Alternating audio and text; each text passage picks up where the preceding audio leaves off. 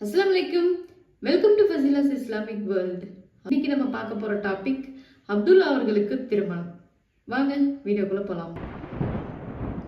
அப்துல்லா அழகிய இளைஞர். வயது ஆக ஆக அவரது அழகும் அதிகரித்து வந்தது. அவருக்கு 24 வயதான பொழுது அவருக்கு மனம் முடித்து மகிழ எண்ணினார் தந்தை அப்துல் முத்தலிப். தாம் உயிரோடு இருக்கும் பொழுதே தம் அருமை மகன் அப்துல்லாவை மணக்கோலத்தில் காண அவரது மனம் பெரிதும் விரும்பியது. எனவே அவருடைய கால்கள் அவரை உஹைப் என்பவரின் வீட்டை நோக்கி இழுத்துச் சென்றன. இந்த உஹைப் என்பவர் யார்? எத்ரிப் நகரில் ஜஹுரா என்னும் ஒரு ஏறிய குடும்பத்தார் மிகவும் செல்வாக்குடன் வாழ்ந்து வந்தார்கள். அவர்களின் தலைவராக வஹூப் பின் அப்துல் முனாஃப் என்பவரின் தம்பிதான் இந்த உஹைப். உஹைபின் அண்ணன் மகள் ஆமினா தம் சிறிய தந்தையின் வீட்டிற்கு வந்து சில நாட்கள் தங்கி இருக்கின்றார்கள் என்று கேள்விப்பட்ட அப்துல் முத்தலிப் அங்கு விரைந்து வந்தார்.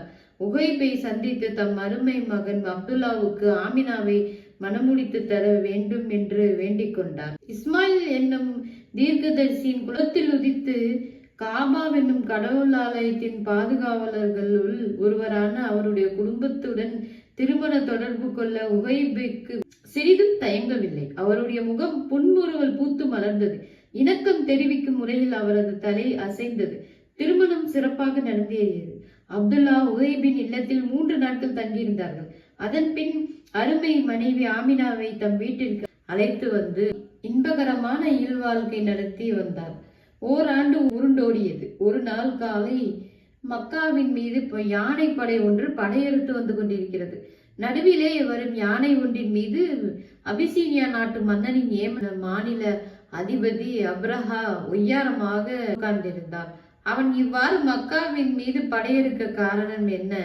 அங்குள்ள காபாவென்னும் கடவுள் ஆலயத்தை அழித்தொழித்திட வேண்டும் என்ற கெட்ட எண்ணம்தான்.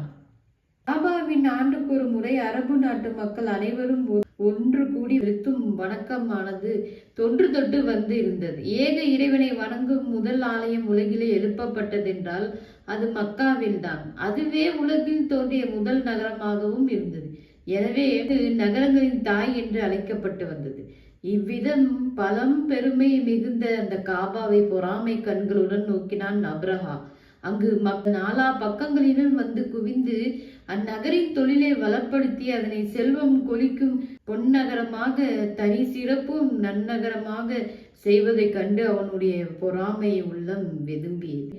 மக்காவிற்கு பாய்ந்தோடும் மக்களை மட்டுமல்லாது அங்கு பாய்ந்தோடும் பொன்னாற்றையும் அணை கட்டி தன் நாட்டிற்கு திருப்பிவிட்டு அதனை வளப்படுத்த எண்ணினான் அவன். நோக்கத்துடன் அவன் எழுப்பிய அணைக்கட்டு என்னவென்றால், தன் நாட்டின் தலைநகராகிய ஷன்னா என்னும் ஊரில் எழும்பிய மாபெரும் மாதா கோவில்தான். அத்துடன் அவன் நின்றான் இல்லை. அரபிகள் அனைவரும் இனி ஆண்டுதோறும் காபாவிற்கு செல்லாது ஷன்னாவில் மாதா கோயிலுக்கு வந்து வழிபாடு நடத்த வேண்டும் என்று கட்டளை பிறப்பித்தான்.